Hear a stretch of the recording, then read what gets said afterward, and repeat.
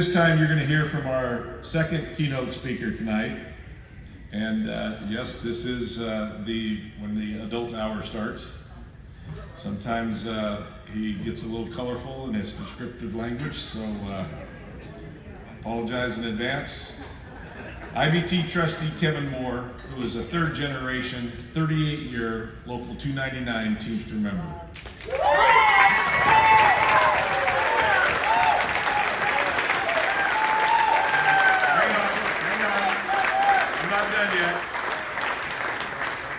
And yes, that is the home local of James R. Hoffa, where his father and grandfather worked under Hoffa Sr. In 1999, Kevin became an international rep to the IBT General President James P. Hoffa. In 2004, he rose to the position of President of Teamsters 299 and has continued in that role for the last 15 years. In 2010, Brother Moore was appointed as an International Car Hall Director, elected to the Michigan Teamsters Joint Council, where he currently serves as Vice President. The following year, he was elected as trustee to the International Brotherhood of Teamsters and re-elected by rank and file members again in 2016.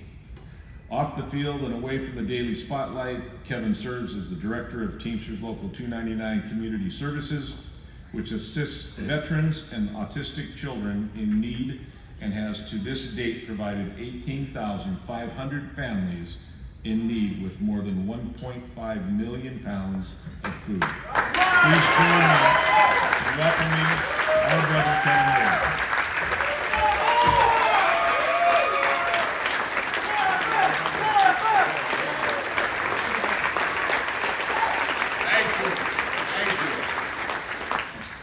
Before I get started, to the ladies in the room, I will give my condolences in advance because I'm from Detroit and our etiquette isn't very good. So I apologize. But first and foremost, I want to give Rick Hicks. He's a personal friend of mine, one hell of a leader. This joint council has been a part of my coming for the last 10 years. I come up here all the time. The officers, the agents, the organizers. And he truly is speaking the truth when he gets up here and says that you guys are recognized as a progressive, hard-driving fighter for working class families in the Western Conference. And I think he deserves another round of applause.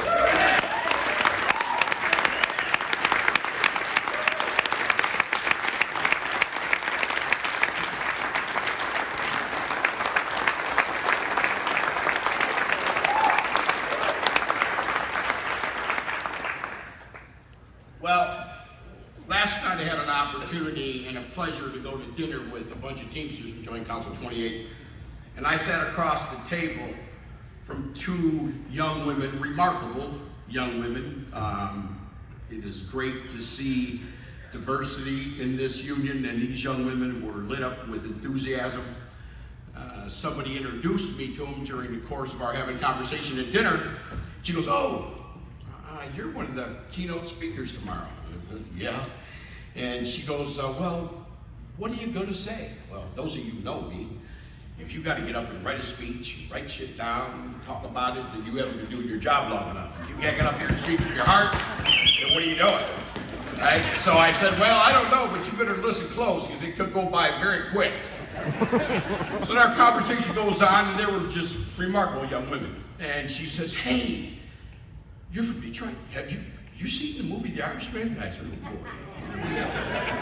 I said, "Yeah, you mean the Hollywood version, the one that's on Netflix." Yeah, I see it." She said, "Well, what do you think?" So right then I had to pause because she asked me, what am I going to say tonight at dinner? So instead of me usually going off the rails, I'm going to try to give you a little history lesson from my local union, 299, because I was born and raised 3 generations of my family in 299. So you're not getting the Hollywood version, you're getting the real version of The Irishman. And so the thing that these young ladies got me going, and they had me going nuts all night, my head was spinning around, and those of you who know me, it spins around quite a bit. I thought of men like Freddie Sanchez. If my grandfather and father were here today, they'd be sitting right down there talking about who the hell we're going to go organize tomorrow because this employer down the street is causing people fits. My father and grandfather and men like Freddie Sanchez, which paved the way for us to be here today. And that's what your joint council is doing here. And to see the diversity, the young, the enthusiasm, men and women of this joint council makes me proud to be able to stand here and talk to you today. And so the Irishmen, let's just talk a little bit about it. My father, grandfather, and I know James R. Hoffa personally.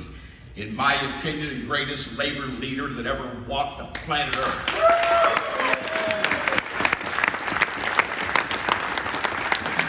All I've ever known is the Teamsters Union. My grandfather and father worked alongside of James R. Hoffa, and I'll tell you a little story that's not in the Irishman, but that's how I was raised in my family. When the freight strikes went on in Detroit, and my grandfather and James R. Hoffa, my dad, went to the strike line to stand shoulder to shoulder with the hardworking men and women that were trying to get dignity and respect and pay in their paycheck and fight for health care and a 40-hour work week and paid vacation. My father told me, "You're not sleeping, you're getting up and you're going with us." And I was 8 years old. And he said, "You know what your job is, kid?" He didn't argue with my dad or my grandfather. My father was the politician. My dad was an Army Ranger demolition expert. Figure it out. So he said, "You're going to put that wood in that fire barrel and you're going to keep these men warm." "Yeah, Pops, I got it." So I did that all day long. And you know the remarkable thing that I'll never forget, that's why I look at these young men and women here and see that you are carrying on what we, our forefathers, have done, is these men were on strike. They had no money. But every day before I went home, they'd slide by and put a nickel in my pocket or a dime in my pocket. And I was full of soot. I was 4 foot nothing. And I go home to my mom, and I come in and I have a whole handful of change and I put it on the table. I'm all thinking, let's go get that candy. She looks at me, she goes, "Really, what are you gonna do with that?" I said, "Candy, what do you think?" She goes, "No, I don't think so." She takes 3/4 of the money, puts it in her pan, she goes, "You can have that." I'm thinking to myself, well, I can still buy candy for that. She goes, "We're gonna make sandwiches, and you're gonna take sandwiches back to them tomorrow morning when you go, because you are getting your ass out of bed, you're gonna go back to that strike line." And that's what I did, and that's what my father, my grandfather, James R. Hoffa, stood for. Giving back to the men and women they believed and fought for.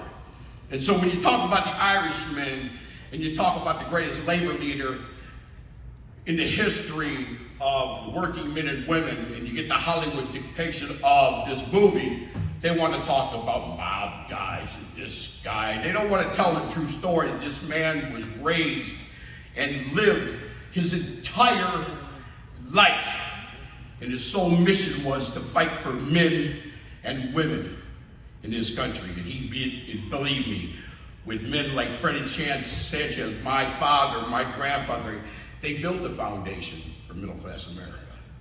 And if we're not careful with the wackadoodles in the White House, and you ain't paying attention in the next election, he's going to go out of his way to destroy what our forefathers have built in this country, and that's protecting middle-class America. Trust me, it's going to happen. So one thing I will tell you about the movie, and I got 4 quick topics.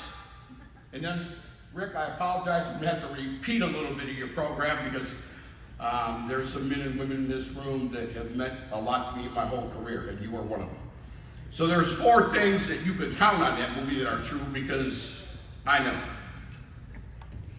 Number 1, you never showed up late for a meeting with James R. Hoffa. That's fact. Number 2, he never drank alcohol in his entire life. That's fact. Number 3, you didn't get in the way of his ice cream sundae or he got your hand bit off. That's fact. Number 4, though, they really don't show and tell in that movie is that man's entire existence was to fight.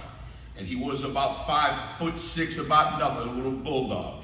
Wasn't afraid of anything or anyone. And his mission was to fight for workers in this country. And yes, there was mob connections. We built Las Vegas. We put our pension funds together. But that's not the story of James R. Hoffa. When he didn't want to turn the union over to the gang of misfits and the government and the Kennedys. Let's tell the truth. The Kennedys were going out of their way to lock up James R. Hoffa, and their father was a bootlegger. How hypocritical is that shit?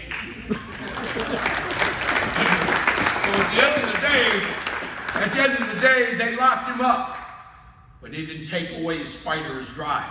They might have locked him up. They might have put Frank Simmons in there, who is from my local, whose picture is no longer on the wall of my office. It's in my office because I don't want guys like